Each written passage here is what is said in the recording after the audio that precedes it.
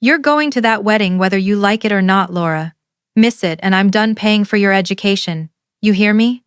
My father's voice cracked through the phone like a whip, sharp, final, and practiced like this wasn't the first time he'd dangled money as a chain around my neck. I sat frozen in my small Portland apartment, the rain tapping faintly against the window, staring at the acceptance letter spread across my desk. Thick cream paper, the university crest stamped in gold. A letter nobody in my family knew about. I should have felt joy when it came, but instead, the envelope had become a quiet secret, proof that I had earned something great without them ever lifting a finger, proof that I was more than Jessica's shadow. My name is Laura, and I'm 22. For as long as I can remember, I've been the invisible daughter in a house where only one person's reflection mattered. My younger sister, Jessica, the golden child. The miracle. The reason for every family toast, every framed photo, every dollar spent without hesitation. Me? I was the placeholder, the one they never bragged about, the one who seemed to exist simply to highlight Jessica's shine. And now, that same golden girl was getting married to Trevor, a man from a wealthy family who worked in commercial real estate. I'd met him twice, and both times he'd looked through me as if I were just part of the wallpaper. A perfect match. Really, two people so self-absorbed they couldn't see anyone beyond their reflections. Dad, I have exams that week, I said quietly, though the lie tasted bitter. I had no exams. I had already graduated 3 weeks ago, summa cum laude, valedictorian, with a degree in environmental engineering. I had walked across the stage in my cap and gown, heard my name echo through the auditorium, and given a speech to a packed hall. None of them were there. None of them even knew. I'd stopped telling them about my achievements years ago, when I realized they weren't listening. Exams can wait, he snapped. Your sister's wedding happens once. I almost laughed, though the sound stuck in my throat. Struggled? That's what he claimed. That he and my mother had struggled to put me through school? They'd paid for my first semester 4 years ago, then never again. After that, it had been me 3 part-time jobs, scholarships, loans, living on ramen, and cheap groceries just to scrape through. Meanwhile, Jessica's sorority fees, her spring break trips, her designer wardrobe, those bills were never questioned. I'll think about it, I muttered. You'll do more than think about it. You'll be there in a dress with a smile on your face, or you can forget about me writing another tuition check. Your choice. The line went dead before I could answer. My father always made sure he had the last word. I set the phone down, staring at it until my vision blurred. Then I looked around my little studio apartment, the thrift store couch, the chipped coffee table, the secondhand bookshelf crowded with engineering textbooks. None of it was glamorous, but every piece was mine, paid for with my money, my sweat, my effort. Their threats were laughable now. There was no tuition left to pay. I'd already finished. I'd already started my life without them. On the corner of my desk sat another envelope, this one heavy with finality. Inside was a cashier's check for $12,350, the exact amount my parents had paid for that single semester years ago. I had calculated it to the penny, saving for months, setting aside portions of my meager paychecks, eating instant noodles while others went out. That check wasn't gratitude, it was freedom. The cutting of the last rope that tied me to their control. Once they held that envelope, they could never again use money as a weapon against me. But my plan wasn't just to hand it over quietly. No, after years of silence, I wanted them to know, to see me, to understand that everything I had accomplished had been in spite of them, not because of them. I leaned back, the rain still whispering against the glass, and thought about the years I'd spent trying to be noticed, the science fairs, the honor rolls, the lonely graduations. The way my mother's voice would light up only for Jessica's dance recitals, Jessica's cheerleading, Jessica's sorority drama. Invisible. Always invisible. But not anymore. I pressed the envelope flat with my palm, felt its weight. In 2 days, Jessica's wedding would shine like a glittering crown for my parents to parade. And in that crowd of roses, champagne, and applause, I would finally hand my father this envelope and watch the strings he thought controlled me turn to ash. I didn't know if it was petty, or righteous, or just plain survival. But I knew one thing. It was going to be the moment they finally understood what they had lost. The night before the wedding, Portland felt like it was holding its breath. A soft marine layer pressed against my windows, turning streetlights into blurry gold halos. I set the envelope on my desk and rehearsed the words I'd say when I handed it to my father. Every version sounded steady in my head and shaky in my chest. My phone lit up with my mother's name. "Hi, Mom," I said, keeping my voice flat. "Laura, honey, just making sure you're coming tomorrow. Your father's very worried you might not show." Her tone was sugar laid over steel. "I'll be there," I said. "Oh, good. Photos start at 1. Family should arrive early. A beat. You'll wear something nice, yes? It's Jessica's special day." "I'll look fine." "Wonderful," she chirped, already distracted. "We can't wait to see you." The line clicked dead. I stared at my navy dress hanging from the closet door. Simple, elegant, not remarkable. Not the kind of dress that begged to be photographed, but it fit me like a quiet truth. I tried to sleep, but memory kept tapping at the windows like Rain Me at 13, clutching an honor roll certificate while Mom pinned fresh ribbons in Jessica's hair. Me at 17. Backseat silent while Dad and Jessica debated prom corsage colors. Me at 22, walking alone across a stage no one filmed, no one framed, to receive a degree they didn't even know existed. Around 12:40 a.m., I gave up on sleep and brewed tea I wouldn't drink. I set 3 alarms. I placed the envelope on top of my purse like a paper anchor. I whispered to the empty room, "You're not going there to be seen. You're going there to end it." Morning was gray and honest. I ironed the navy dress, slipped on low heels, and wound my hair into a simple knot.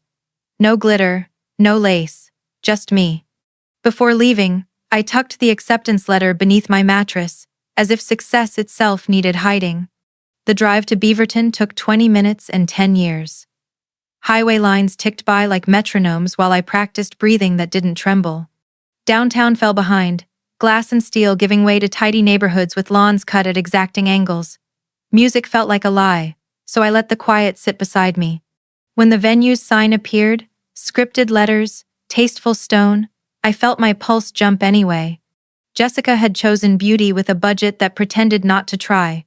White roses, manicured hedges, an arbor strung with lights as delicate as spun sugar. A string quartet searched for something slow and expensive. Guests floated between tables in soft pastels, perfume turning the air sweet enough to sting. I sat in my car 10 extra minutes, thumbs pressed into the envelope's corners until the paper softened. "You are not here to blend in," I told myself. "You are here to draw a line." 1:15 p.m. I walked in, precisely late. My mother spotted me first, her smile lifting and freezing when she took in the navy dress. "Oh, Laura," she said, the syllables a sigh of disappointment dressed as concern. "That's what you're wearing?" "It's appropriate," I said. It was more than appropriate. It was mine. My father turned from a conversation with Trevor's parents, his laugh shuddering into that familiar irritated frown.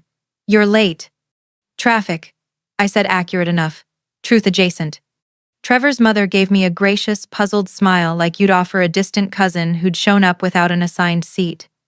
Trevor glanced my way and then away, as if my presence might smudge his cufflinks. "Come on," Mom urged, gesturing toward a floral arch where relatives were assembling. "Family photos before the ceremony." I didn't move. The envelope was a steady rectangle warming in my palm. "Dad," I said, stepping closer. "Before photos, I need you to open this." He blinked, surprised by my tone. He took the envelope with a long-suffering sigh, then tore it open. The cashier's check slid into his hand like a dare. His eyes skimmed the number once, then again. Color rose along his collar. "What is this?" he asked, voice thinning. "It's $12,350, I said. "The exact amount you paid for my first semester of college. I'm paying you back." My mother leaned in, mouth falling open. "Laura, what are you?" "I'm returning the only leverage you've tried to hold over me for 4 years, I said, steady now. "So you can stop using it to control where I stand, what I wear, and which events I perform gratitude at." A hush, subtle and prying, moved across the nearby conversations. I felt it without looking, the ripple of curiosity, the turn of shoulders. My father barked a small, disbelieving laugh. Leverage? We're your parents. We helped you.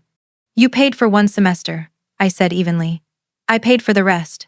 Loans, scholarships, and 3 jobs. While you funded Jessica's fees and flights and dresses. That's fine. Your choice. But you don't get to rewrite it as charity I owe you forever. That's not fair, Mom snapped, her whisper sharp enough to cut. We've always supported you. By forgetting my graduation? My voice didn't rise, and that steadiness scared me with how strong it felt. By changing the subject when I tried to talk about my life? By threatening my tuition last week when there was none left to pay? My father stepped in, lowering his voice like a lid. This is not the time or the place. Your sister is about to get married. I know, I said, and I'm not staying. The words landed between us like something heavy and final. I felt, more than heard, the quartet stumble and recover. Laura, Mom said, reaching for my arm, her fingers all petals and pressure. Don't do this, not today, you're being ridiculous. I stepped back, and her hand closed on air. I came to return what you gave me, I said, nodding to the check in Dad's fist. So you can stop pretending it binds me. Trevor glanced over, hand flattening his tie. Jessica stood a ways off with her bridesmaids, the photographer choreographing smiles. She hadn't seen us yet. Somewhere behind me, someone murmured, "Is that the sister?" My father's jaw worked. "You will not embarrass your sister." "Me being absent will be less embarrassing than me being dishonest," I said, "pretending we're the family you've always described when we're not." He stared at the check again, then at me, as if the math wouldn't carry. "Where did you get this money?" "I earned it," I said. "The way I earned my degree, the way I earned my job, the way I earned my life." Mom's face shifted confusion, then calculation. "What job?" I held her gaze and didn't answer. Some truths I was no longer willing to hand them like confetti. "We'll discuss this later," Dad said, trying to close the lid again. "After photos." "There is no later," I said, and felt it in my bones. Guests nearby pretended to look at flowers. The roses smelled like a decision. "Laura," my mother hissed, terror and fury braided tight. "You cannot just walk away." "Watch me," I said softly, though not yet. Not until I finished the part I came to finish. I nodded at the check in my father's grip, the edges crumpling under his fingers. "We're even." Mom's mouth opened and closed, fish-like in a bowl of expensive air. Dad looked down, and when he looked up again, I saw it panic, dressed as anger, fear disguised as authority. For one suspended second I understood. It had never really been about tuition. It had been about tether. A bridesmaid's laugh pinged against glass. The photographer called for immediate family. The quartet found their place in a safe, lovely melody. And there we stood, the 3 of us, in the eye of a quiet storm. I slipped my purse strap over my shoulder and let my hand drop from the envelope I no longer held. "Laura."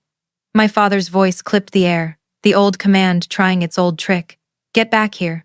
Somewhere, a camera clicked. Somewhere, a rose petal fell. I didn't move. Not forward, not back. Just enough to feel the difference between obedience and choice. "Congratulations on your big day," I said, my voice kind. It surprised even me. "Truly, I hope it's everything you've ever wanted." And then, with the eyes of strangers polite and alert, with my mother's perfume sweet and relentless, with my father's knuckles white around the check that had turned from rope to receipt, I turned my body toward the exit. I wasn't gone yet, but everyone, especially me, could feel that I would be. The quartet's melody blurred behind me as I stood there, my father clutching the check, my mother's fingers frozen in midair. For a breathless moment, it felt as though the entire garden was listening not to the music, not to Jessica's laughter, but to me. Guests shifted subtly, some pretending to sip champagne while their eyes darted between us. I could feel the weight of their curiosity pressing into my back. My navy dress suddenly felt like a statement, not plain but deliberate quiet dignity in a room designed for spectacle. "Laura," my father hissed, his jaw tight, "you're making a scene." "No," I said, my voice steady though my heart hammered in my chest. "I'm making a choice." My mother's face pinched into a look of pure panic. the kind she reserved for anything that threatened appearances. You can't just walk away. This is your sister's moment. Exactly, I thought. It had always been Jessica's moment. Every birthday, every holiday, every milestone, even my graduation had somehow turned into her bachelorette party prep. And now, even my attendance at her wedding wasn't about me being family. It was about me filling a space in a photograph. I'm not staying, I said again, louder this time. My voice carried, and more heads turned. My father took a sharp step forward. Don't you dare embarrass us like this. Get back here. His voice had that old authority in it, the one that used to make me shrink. But something inside me had already shifted. I met his eyes. You don't have any power over me anymore. I paid you back. The silence that followed was thicker than the summer heat. My mother's cheeks flushed, her lips trembling as if words failed her for the first time. My father's face turned the color of raw brick, his hand tightening around the envelope so hard it bent. Laura! My mother's voice cracked, too high-pitched, desperate. Please, you'll ruin everything. No, I whispered. I'm finally not ruining myself. I turned, my heels crunching against the gravel path. A few whispers followed me, sharp as nettles. Is that the older sister? What's happening? Unbelievable. Unbelievable. Each step away felt heavier and lighter all at once. My chest burned, but my spine stayed straight. My father's command cut through the air one last time. Laura, get back here right now! I didn't. I pushed open the wooden gate at the garden's edge and stepped out. My hands were trembling as I reached my car, but my legs didn't falter. Sliding into the driver's seat, I gripped the steering wheel until my knuckles whitened. Behind me, music floated over roses and laughter patched over tension. They would carry on. They always did, but I wasn't carrying them anymore. I started the engine. The tires crunched over gravel, pulling me farther and farther from the strings that had bound me. Relief and sorrow tangled inside me until I couldn't tell which was which. Freedom tasted like salt on my tongue, half tears, half courage. When I got home that night, the silence of my apartment felt deafening. No string quartets, no murmured gossip, no disappointed sighs. Just the hum of the refrigerator and the faint patter of Portland rain against the window. For the first time in years, I wasn't waiting for a text of approval or a pat on the back, but my phone wouldn't stop buzzing. By midnight, I had 17 missed calls from Mom, a half-dozen furious texts from Dad, and 3 increasingly sharp voicemails from Jessica. Each one was a variation of the same refrain. What were you thinking? You embarrassed us. You ruined everything. I let the screen light up and fade again, over and over, until finally I flipped the phone face down on the table. I didn't owe them an explanation. Not anymore. Still, when the house grew quiet again, doubt slunk in like a shadow. I replayed the moment I handed my father that check, the look on his face, confusion, then fury, then something else, something hollow. I'd wanted to feel triumphant, but all I felt was tired. Over the next few days, I buried myself in preparation for my new job. I filled out HR paperwork, organized my little apartment, bought secondhand professional clothes that still smelled faintly of someone else's perfume. Every mundane task was a reminder. This was my life now. Mine alone. On the 5th day, a knock rattled my door. I froze, heart pounding. Delivery? No, I hadn't ordered anything. Peering through the peephole, I nearly groaned. Jessica. She stood in the hallway like she was posing for one of her social media posts. Designer jeans, silk blouse, hair styled into effortless waves, but her eyes red-rimmed, damp betrayed something else. I cracked the door but didn't open it all the way. What are you doing here? Her voice wavered. Can I come in, please? Against my better judgment, I stepped aside. She walked in, her gaze flicking over the small space, the scuffed coffee table, the neatly stacked textbooks on the counter. She wrinkled her nose just slightly, as though she'd stepped into a world she'd never imagined her sister lived in. What do you want, Jessica? I asked, arms crossed. She turned, tears brightening her eyes. I want to know why you ruined my wedding. A bitter laugh slipped out before I could stop it. I didn't ruin your wedding. I left before it even started. You left, and everyone noticed. Mom cried through the whole ceremony. Dad was furious. People kept asking where you were.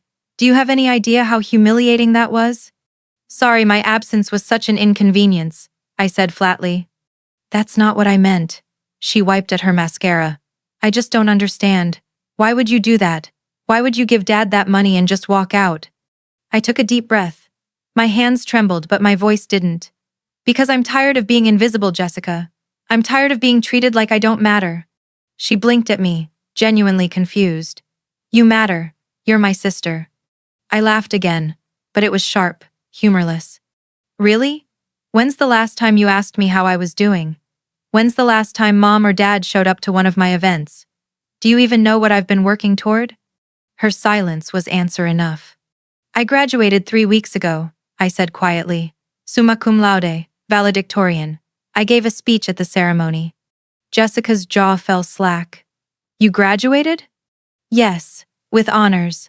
I already accepted a job offer, 6 figures. I didn't tell you because I knew none of you cared. And I was right. Her hand flew to her mouth, mascara smudging further. I didn't know. Of course you didn't. You never asked. Jessica sank onto my couch like her legs couldn't hold her anymore. She stared at her hands, twisting the hem of her silk blouse. Laura, I'm sorry. I didn't realize. No, I interrupted softly, sitting across from her. You didn't realize because you never tried to see me. You were too busy being adored, too busy being the golden one. That's not all your fault. Mom and Dad built that pedestal for you. But you never once looked down to see me in the shadows. Her eyes filled again. That's not fair. I never asked them to treat us differently. No, but you never questioned it either. You took and never thought about what that meant for me. Jessica pressed her palms against her knees, her voice breaking.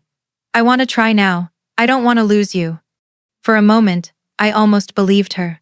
For a moment, I almost reached across the coffee table and grabbed her hand. But years of being overlooked sat between us like a wall. If you want to try, Jessica, I said slowly, then start by listening. Not just today, not just when it's convenient, always. She nodded, eyes wet. I can do that. I'll try. Her words hung in the air, fragile, uncertain.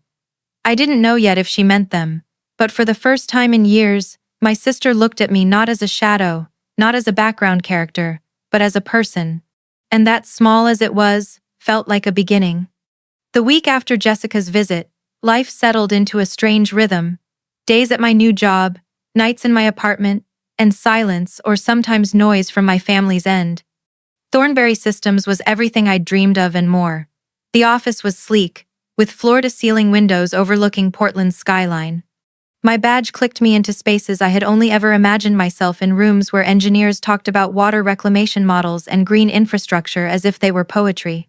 Gretchen, my supervisor, had a reputation that was both intimidating and inspiring. She was sharp, efficient, and unafraid to demand precision. But she also listened. When I shared an idea in my first team meeting, she nodded thoughtfully and asked me to expand. No dismissive glances, no sighs of boredom, just respect. For the first time in my life, I felt seen. Still, at night, doubt had a way of creeping in. I'd sit at my kitchen counter, surrounded by papers and half-finished meal prep, wondering if I'd been too harsh at the wedding. Was it selfish to cut ties so abruptly? Was I cruel to walk away instead of pretending, just for one more day? But then I'd remember Dad's words, "You'll be there," or "forget about tuition." The threat that no longer meant anything but still carried the weight of his control. I'd remember Mom's pinched face at my navy dress. The way no one, not one of them, had even asked how I was doing. No, I hadn't been cruel. I'd been honest. And honesty was the only thing left. It was a Thursday when my phone buzzed with a number I didn't recognize. Local area code. Normally I'd let it go to voicemail, but something made me swipe. Hello? Is this Laura? Yes. Who's this? A pause. Then, it's Trevor, Jessica's husband. My stomach lurched. The polished real estate golden boy, the man who looked at me like wallpaper. What do you want? I asked, sharper than intended. I wanted to talk to you about something, he said, his voice strangely hesitant. It's important. What is it? I'd rather not say over the phone. Could we meet? Somewhere neutral. Coffee? Every instinct screamed no. But curiosity, dangerous, heavy curiosity tilted the scale. Fine. Brew Point on Northwest 23rd, 1 hour. Thank you, he said quickly, as if afraid I'd change my mind. When I arrived, he was already there. No tailored suit this time, just jeans and a button-down, sleeves rolled. But he still looked out of place in the modest cafe, like wealth couldn't quite sit comfortably in laminate booths. 2 coffees waited on the table, steam rising. Thanks for meeting me, he said, standing before I Saturday. I got you a drip. Hope that's okay. I nodded, wary. Get to the point, Trevor. He rubbed a hand over his jaw. The confident smirk I remembered was gone, replaced with something uneasy. Okay, straight out. Your dad came to me a few months ago asking for a loan. I blinked. A loan? 20,000, he said, his voice low. He said his firm was having temporary cash flow problems, promised he'd pay it back in 60 days. I believed him, but the deadline passed. He made excuses. And last week, he asked for 15,000 more. I stared, the cafe air suddenly too warm. So what does this have to do with me? Trevor leaned forward. Jessica told me your parents paid for your college, that they supported you both for years. But if that's true, why would they need to borrow from me? Why would they be drowning? A short, bitter laugh escaped before I could stop it.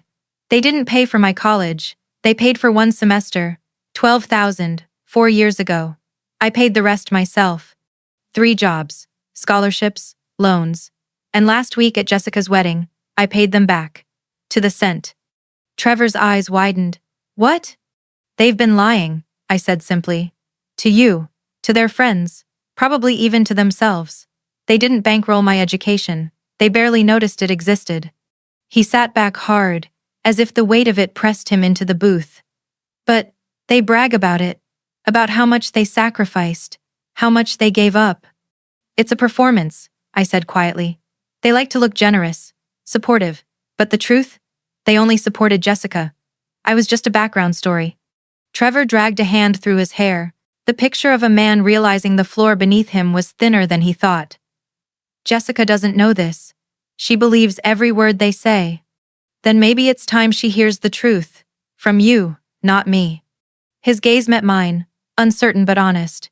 And what about the money? Do you think they're really in trouble? I nodded. I think they've been in trouble for a long time, and now they're running out of people to hide it from. We sat in silence, our coffees cooling between us. For once, Trevor didn't look at me like wallpaper. For once, he looked at me like someone who had answers he didn't. For what it's worth, he said finally, I think you did the right thing, walking away. I didn't reply, because for the first time, I wasn't sure if right and wrong even mattered anymore.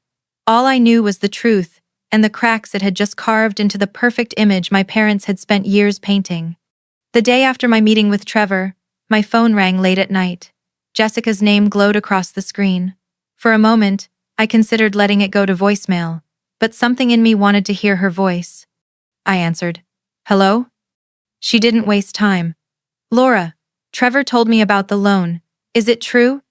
Yes. And about college? That they only paid for 1 semester? Yes. Her voice cracked. Why didn't you tell me? I let out a long breath. Would it have mattered? You were too busy believing the story they wanted you to hear. She was quiet, and when she spoke again, it was softer. I feel like I don't know anything anymore.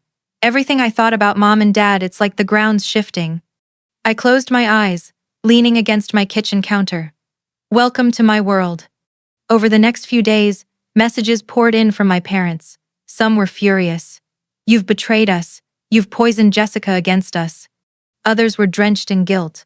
After everything we sacrificed, this is how you treat us? Dad's words were the sharpest. Ungrateful, selfish, cold. Each one cut, even though I told myself they shouldn't. But late at night, lying in the quiet, I still heard his voice like a judge's gavel. Maybe I was selfish. Maybe I was cold. But then I'd remember all those birthdays with socks and calculators, while Jessica unwrapped laptops and designer bags. I'd remember my valedictorian speech, delivered to a crowd that didn't include my family. I'd remember the way Dad's voice rose with pride when he introduced Jessica to people, while mine barely earned a nod. That wasn't parenting. That was favoritism dressed as family. Jessica called again 3 nights later. Trevor and I asked them for proof, she said, her voice trembling. Bank statements. Business records. They stalled. Got angry, Mom cried. Dad yelled. But eventually, she hesitated. It's worse than we thought. I sat down heavily. How bad?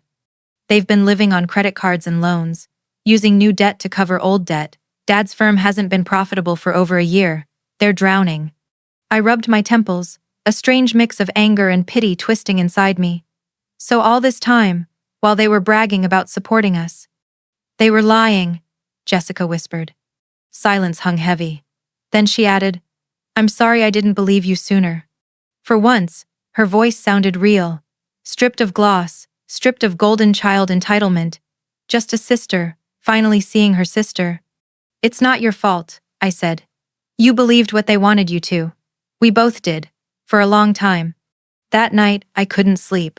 I tossed, turned, and finally gave up, pacing my apartment. Memories came rushing, Mom leaning across the dinner table saying, Try to be happy for your sister. Dad muttering, We've always supported you, even as he dangled that one semester like it was a crown jewel. The truth was undeniable now. Their empire had been built on illusions, Jessica's perfection, their financial generosity, their reputation as a family who had it all, and the cracks were showing. For years I'd been the invisible one. Now, ironically, my absence had forced them into the spotlight they couldn't control. Guests at that wedding had whispered, Trevor had questions, Jessica was doubting, and the story they'd worked so hard to polish was unraveling. And for the first time, I wasn't the one holding the broken pieces. The call came on a Wednesday night, just as I was reviewing slides for our big city council proposal.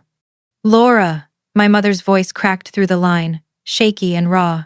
It's your father. He had a heart attack.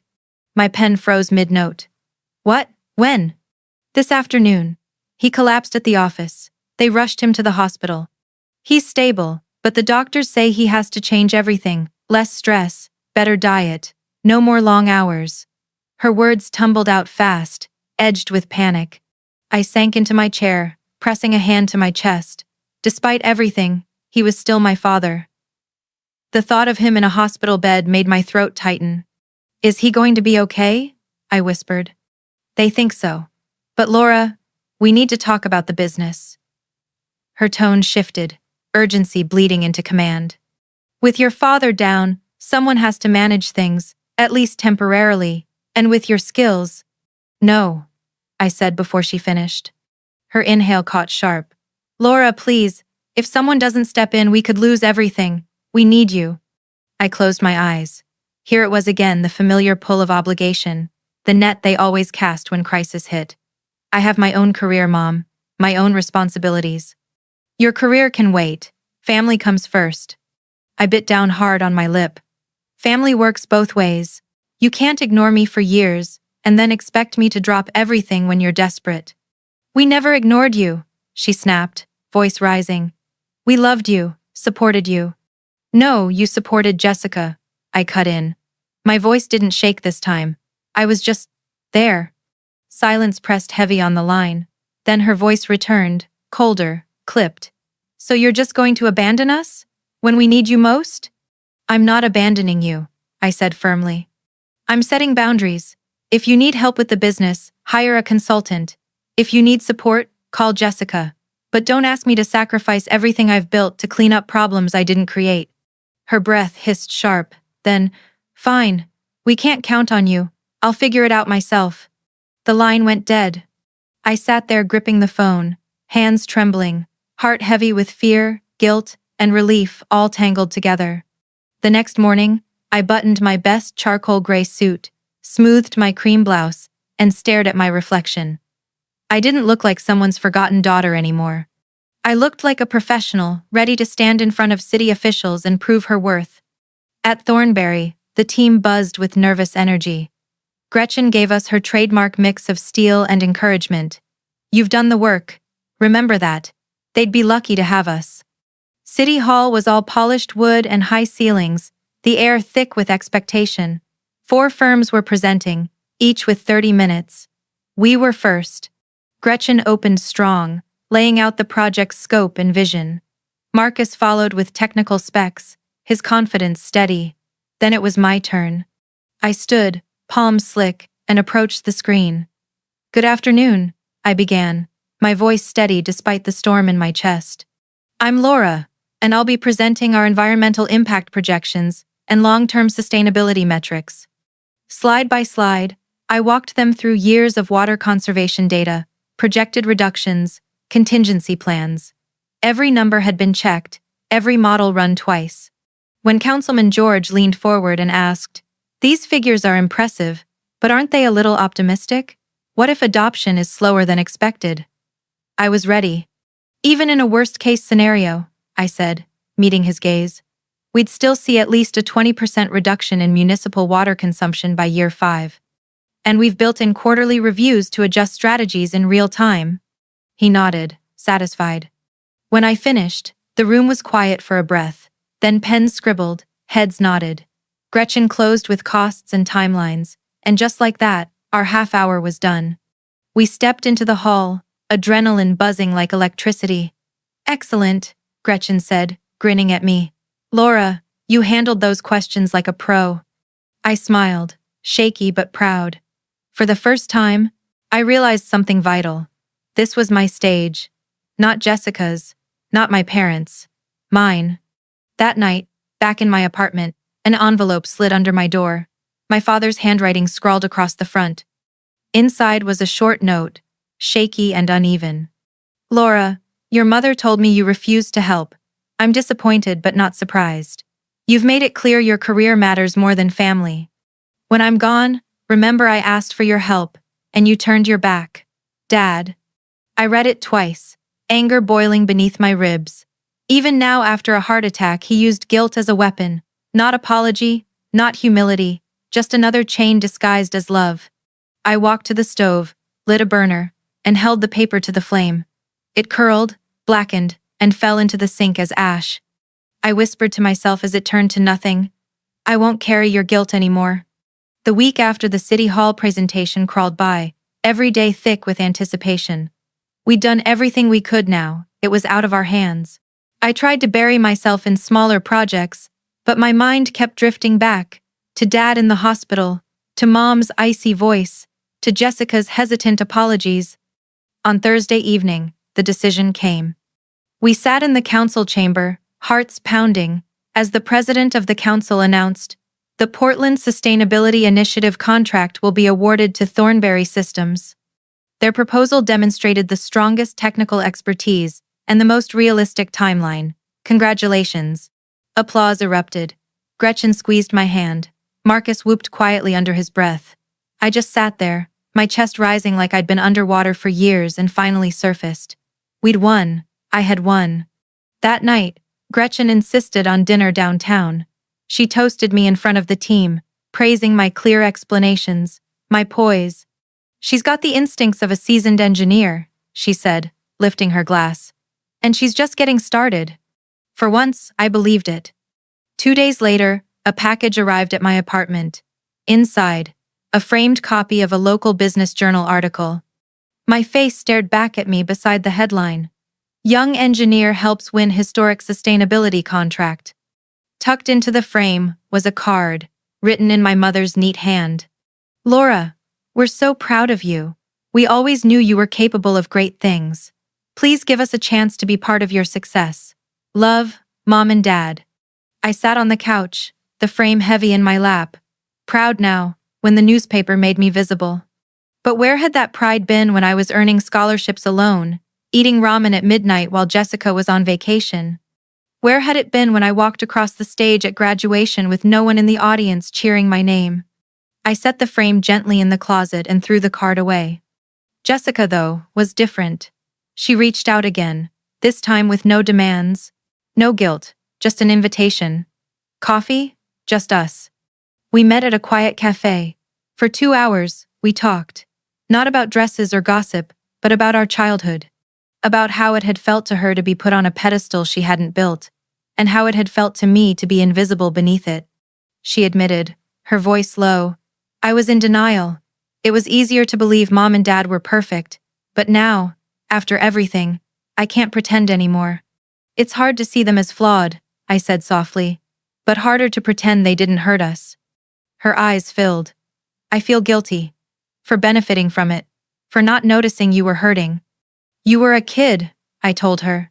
You didn't create it, but you can choose differently now. Jessica nodded, her voice steady for once. Then here it is. I see you, Laura. I see what you've built. What you've done. And I'm proud of you. For the first time, I believed her. Weeks passed. My parents' world collapsed quietly, then loudly. The business sold for far less than they'd bragged it was worth. Bankruptcy followed. The house was gone. They moved into a modest apartment, their once perfect facade crumbling piece by piece. Friends who'd once admired them drifted away. Jessica and Trevor helped where they could, but even they had limits. And for once, my parents had to face the reality they'd hidden from for years. One morning, an email arrived from Dad. Short, formal, stripped of the usual guilt. Laura, I've sold the business and retired. The heart attack was a wake-up call. I've made mistakes, especially with you. If you're willing, I'd like to meet for coffee. No pressure. Just a conversation. I stared at it for a long time, searching for manipulation, for the hooks of guilt. But all I found was weariness. Maybe sincerity. I agreed. At the cafe, I barely recognized him. Thinner. Slower. His voice softer. His pride dulled. I put too much pressure on Jessica, he admitted, and not enough care on you. I took you for granted. You deserved better. It wasn't perfect. It didn't erase years of hurt. But it was a start. I nodded. If we're going to rebuild anything, it has to be honest. Equal. No more pretending. He met my eyes. I understand. Months later, I stood in my apartment surrounded by textbooks and research notes for my graduate program. I'd accepted Gretchen's promotion, stepping into leadership at Thornberry, while studying part-time. My days were long, my nights longer, but every step felt like mine. And for the first time, the word family didn't mean chains. It meant choices. It meant Jessica showing up, asking about my day. It meant my father trying, slowly, to speak with honesty instead of control. Looking back, I realized that day at the wedding, the day I handed over the check and walked out, wasn't about humiliating them. It wasn't even about revenge. It was about reclaiming my worth. For years, I'd been invisible. Now, I stood in the light of my own making. And that made all the difference.